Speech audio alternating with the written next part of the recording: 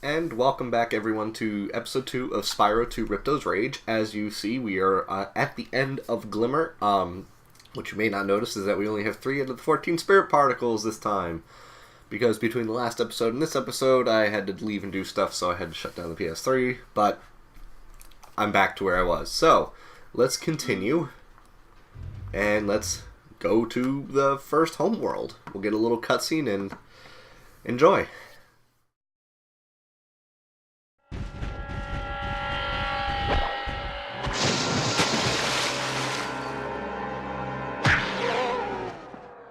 Oh no!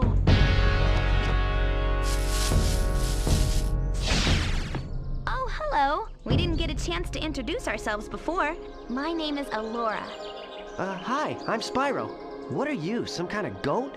I'm a fawn, you dork. Oh, sorry. Did you meet the gem cutters in Glimmer? Yeah, they gave me a souvenir too. They called it a talisman. They gave you a talisman? What, is it special? I just stuck it in the guidebook you gave me. There are 14 talismans in Avalar, and they are all magical. If you can collect enough of them, they can be used to defeat Ripto. Hunter, where have you been? I got a little lost. Spyro's going to help us collect the talismans. I am? He is? Spyro, look. There's no way you can get to Dragon Shores right now. Ripto and his monsters have taken over the castle here in the Summer Forest. You're going to have to go to Avalar's worlds and convince the inhabitants to give you their talisman. You can keep them in your guidebook. Hey, I could do that. Why doesn't the dragon just torch Ripto? Hunter, you can't even keep track of your running shoes. How can we trust you with 14 talisman? If you come across any orbs, they're important too, but I'll tell you about them later. Okay, no problem. I'll collect a few talismans, give Ripto the old hot foot, and be in Dragon Shores by lunchtime. So, we know the basic summarization of what we have to do to get the talismans, all 14 of them, because there are 14, that's quite a bit. Now these blue butterfly, okay, first thought, that's a lot of stuff we have to do. Plus we have to get all the orbs and all of the gems. Well, we don't have to get all the orbs and gems, but I want to get the orbs and gems because there's a little secret at the end of the game. Now the blue butterfly that I got, there's another little jar over there that I'll get quickly. But those blue butterflies are the 1-up butterflies that I was telling you about in Glimmer. And those, if Sparks is down at any point of health, whether he's blue or green or non-existent because you got hit so many times, getting a blue butterfly will restore Sparks to full health instantly. No questions about it. So this is the blue butterfly. See, it's all sparkly, and Sparks ate it rather quickly, so I didn't have much time to show you.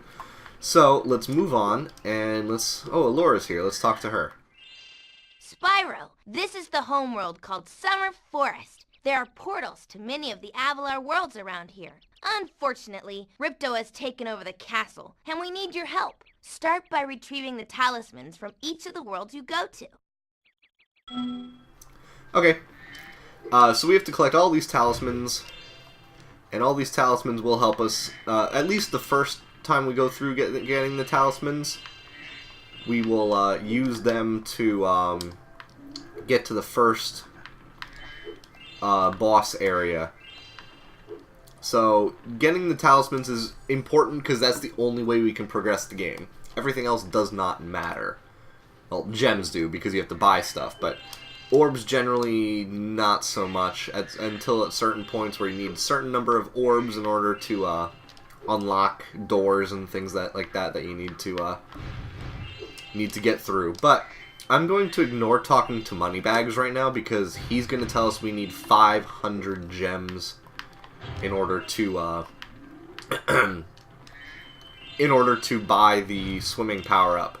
So we're going to ignore him, and you know what I'll do? I'm going to give a quick overview of the values of these gems because each gem color and shape has a different value associated with it. You have red, which is worth 1. I'll call them dollars because I don't know what any other unit to use. Red is 1, green is 2, blue is 5, yellow is 10. There is nothing for 15 or 20. Purple is 25, and I think that's the highest it goes right now. Later games, they'll include 50s and things like that, but that's not very common. So let's talk to Hunter. Hi, Spyro. You look like you're pretty agile. Let's try putting it to a test.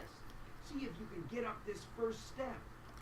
Now, I'm going to skip what he says because what he says is just about how to jump and do basic jumping and things like that. Now, we should have glided there.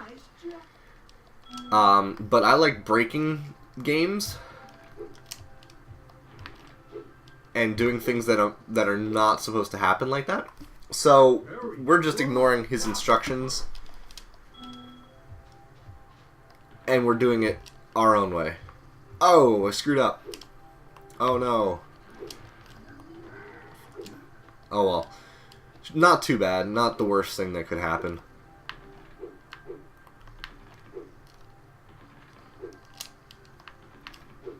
This one I actually do have to hover with.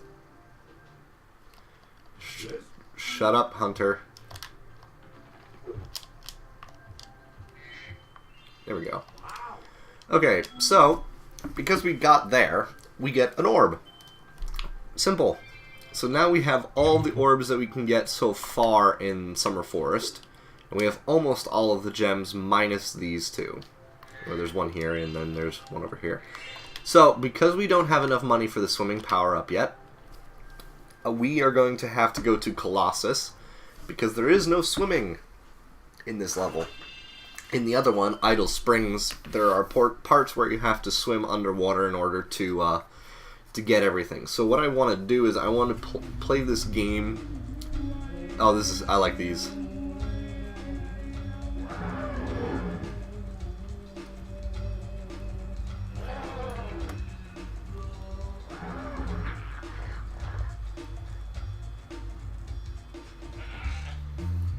Ooh, the guy got eaten. But yeah, every level that you go into minus Glimmer has a cute little opening video kind of thing for you to watch. Now, what I was saying before was I want to play through this game in a manner that allows me to beat it quickly and efficiently, because there are certain pathways you can take.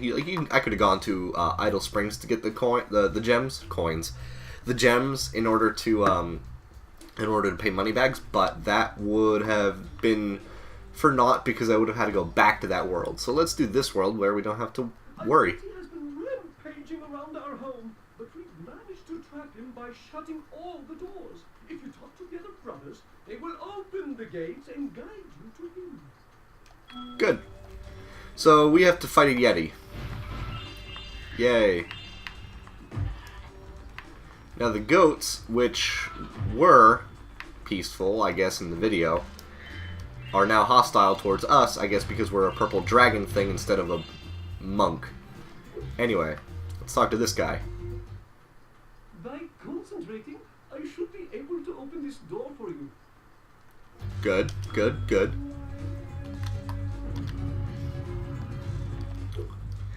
So, let's collect these gems.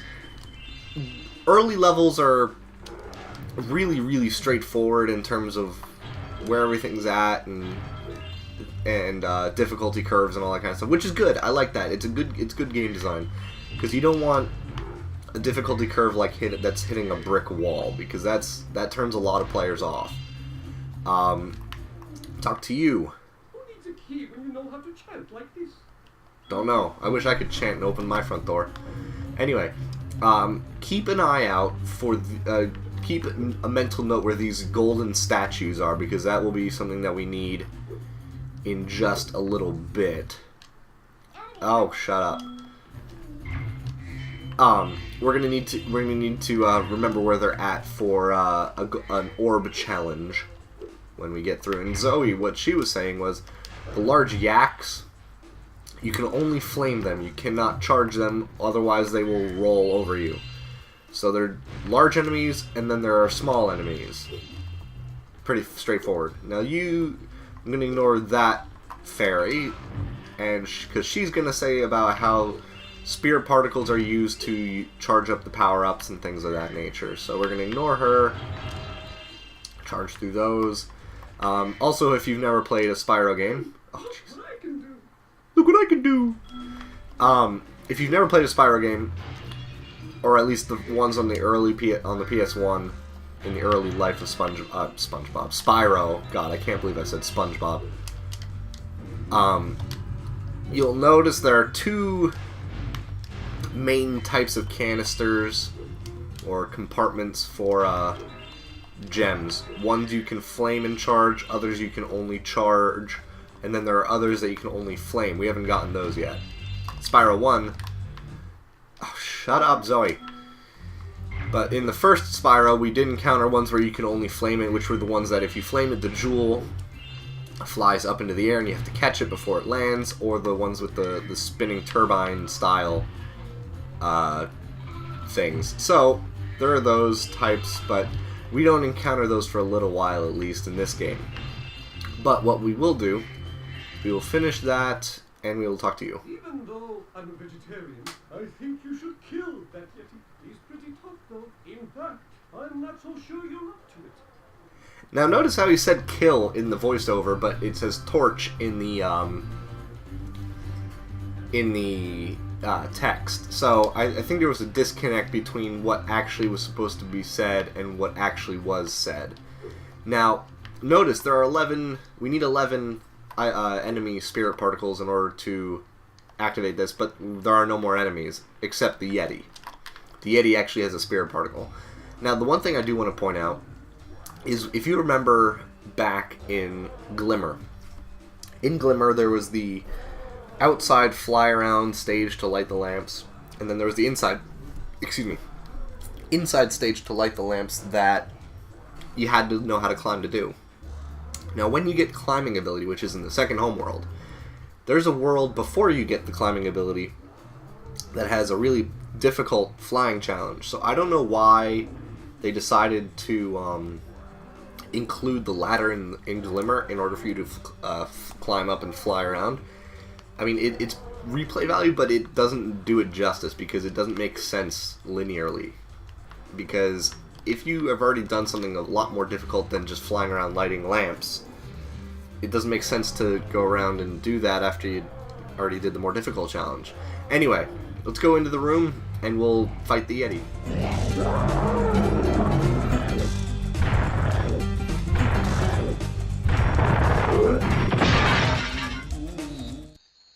I thought the Yeti was tougher than that. I guess he was all bark. Anyway, I was just guarding our sacred talisman to make sure the Yeti didn't eat it. Well, you're glad he didn't eat you. But yeah, now we got the Colossus talisman, which is like a Buddha style thing. So let's collect the rest of these gems that are in here. Wait, did I get the one in the corner? Yes, I did. Okay. Now, what we can do now is we can use these Springer power-ups, which launch us up into the air. Really fun. I like them. I did miss some gems, though. Oops. Let's get these.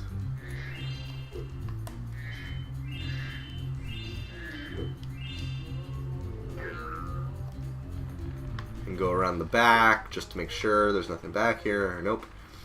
Okay, so let's go... Let's go in here. We see the professor. And we see a ghastly, basically, is what it is. So let's go in and see what's going on. We scared off the ghastly. Oh, thank goodness you scared that evil spirit away. But now it will hide in the statues. If you were to flame all 10 statues, I'm sure you would chase it away for good. Now, if you guys have astute hearing, you guys have noticed that he is one of the voice actors in SpongeBob. Now, I'm struggling to remember whose it is. It's not SpongeBob's, but I'm pretty certain he is in SpongeBob. I have to look it up, and I'll put a little thinger in the video just to show that it is, or what I find. So bear with me. But We have been tasked with the challenge of flaming all of these statues in order to release the evil spirits. Oh, hello, Mr. Goat. Didn't know you were there. And this is why I said you have to keep a mental notice to where all of the statues are. So let's backtrack just a little bit. I think there's no gem behind. Okay. Let's go this way. Oh wait, no, I have to go this way. This way! To the roof of the building where the Yeti was, because there's a hidden cave with one statue, but quite a few gems. Quite a few gems. Then if we drop down here, there's another statue. We'll get to this point later, to where that leads to. So, bear with me for a sec. Where's the last one? Wait a second. Where is the last one? Oh, I know where the last one is. Down here. Go this way. Right behind this guy. And there we go. All 10. Well done, Spyro! You've scared the evil spirit away! Why don't you take this? I borrowed it from the temple. They don't need it. I think this guy's voice is SpongeBob. Now that I think about it, you'll be well aware of this right as when I first say it, but I have to mentally figure it out. So I think that's everything right now. So let's go over this way, out these windows again, and we find a little hidden area with all of these gems on ice. Now, ice is a very interesting surface to work with, because ice, unfortunately, you cannot jump off of. You have to walk or slide onto a platform, and then you can jump. But you can't jump before you touch it. So now we have all 400 gems, which gives us a total of 855. All 7 lives, 13 spirit particles, whatever. But let's talk to you, because there's an ice rink here. Huh. Ah, Spyro, welcome! We have found that hockey is a peaceful and calming sport. Would you like to join in a match against our goalkeeper? Sure. No, it's way too cold, because I'm a dragon. You have 2 minutes to score 5 goals in the red goal. Okay. It isn't that difficult, there's just some hit detection issues at times. So... okay. So, unfortunately, it's a bit weird, both sliding around trying to pick up the puck, but also trying to hit it in, because sometimes he can hit it away even though it's not close to him. But, see, I was right next to it and it didn't even give it to me. Oh well. I mean, it sucks, but it's one of those you can pretty easily kind of, just get through and not have to worry. It's one of the easier orb challenges, in my opinion. Whoa!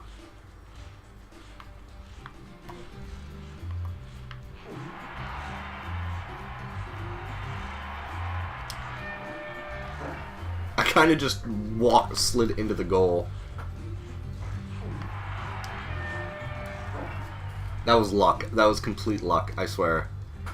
But this challenge isn't all that hard. It's the one that comes after this that becomes a bit difficult. Because the one after this, you're actually playing against opponents. Well done! So we get an orb for that, which is good. We like orbs. We have 6 already. There's 64 in this game. So, we're almost an 1/8 of the way. Sure. The first to score 5 goals wins. You are shooting at the red goal. Up you go. So we have to not fight, but score against the red team. As you can tell, they don't like him all that much. But you can hit him with fire.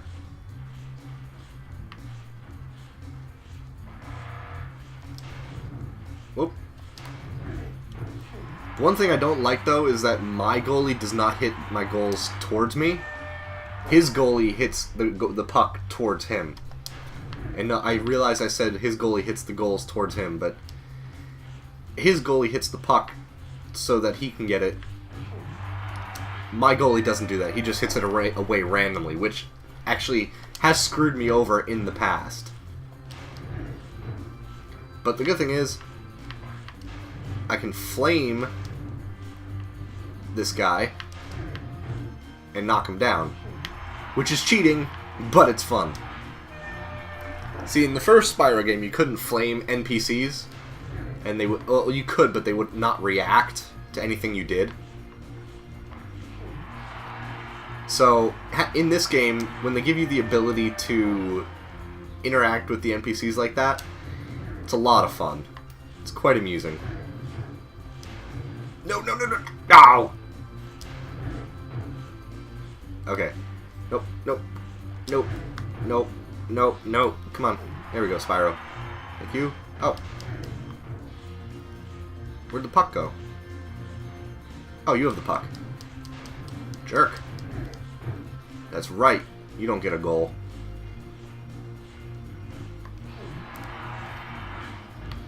No! Oh well, I'll hit it to myself. Why not?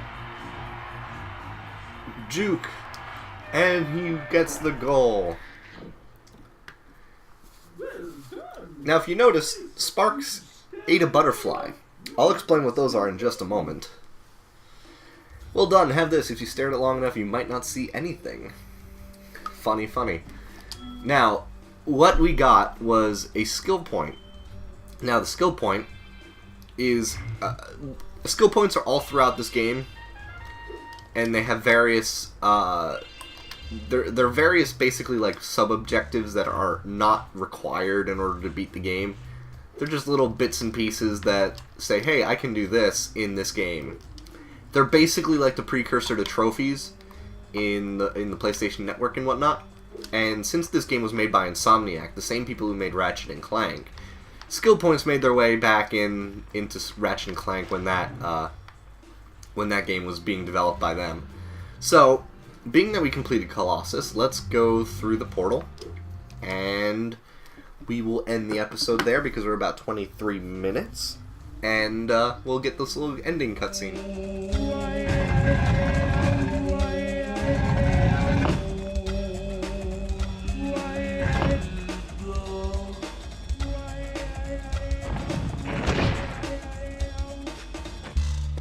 Yeah, run. Run away from the scene of the crime.